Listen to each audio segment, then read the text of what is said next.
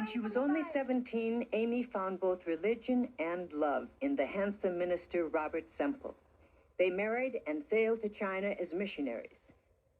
There, Aimee watched the love of her life die, tragically, of malaria. Heartbroken, penniless, with a newborn daughter, Aimee fixed in her mind a picture-perfect dream of success, prosperity, and happiness, and she resolved that nothing would stop her. When Aimee Semple McPherson was 25, no one would have predicted that she would soon be an international celebrity. She had settled down in New England with her second husband, Harold McPherson, and had a son, her second child. Aimee tried to keep her traditional place in the home, but as her daughter Roberta remembers, she was a person who could never be content with the cleanest wash on the line or the best polished furniture in the house. There was more to living than just that. Aimee longed for the excitement and passion she had felt with Robert Semple in China. Restless and unhappy, one day she left her new husband. She threw off the comforts of home, packed up her 2 children, and headed out on the road to become an itinerant preacher. It was a time when American women had not yet won the right to vote. Divorce was rare, but for a woman to take up preaching was almost unheard of. In Pentecostal religious circles, many believed that the Bible explicitly prohibited women from preaching. But every day and every night, Jesus spoke to my soul, "Now will you go? Preach, preach, preach the word of God." A once loyal group of temple officials made accusations of financial irregularities, church monies funneled to Aimee's personal accounts.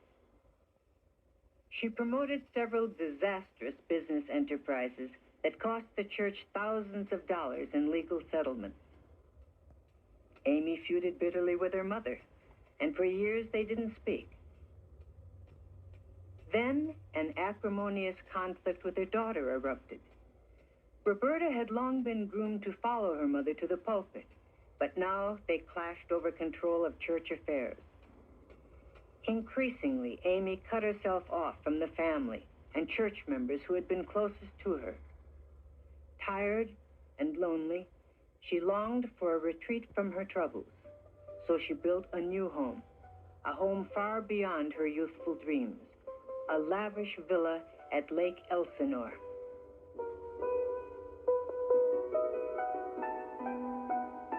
She said, "I'm with thousands of people in a service."